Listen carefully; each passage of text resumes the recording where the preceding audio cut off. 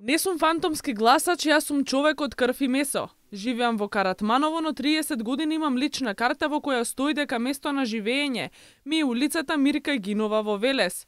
Истакнува Миле Станојков, кој од општинскиот огранок на СДСМ Велес беше посочен како фантомски гласач.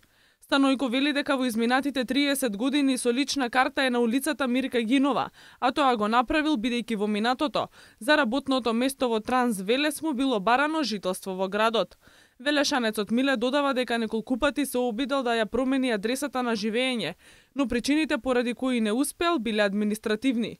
Тој додава дека неговото семејство чувствува немир откако СДСМ во медиумите ја пласираше информацијата за фантомски гласачи.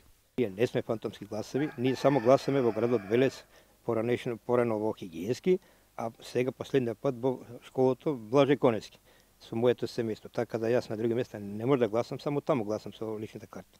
Станојкови велат дека СДСМ со овој случај имаат една единствена цел – да го оцрнат нивниот и образот на пратеникот Коџабашиев. Јас мислам дека социјалдемократите на Ѓорѓе Коџабашиев сакаат да му го оцрнат образот и да го омаловажат човекот.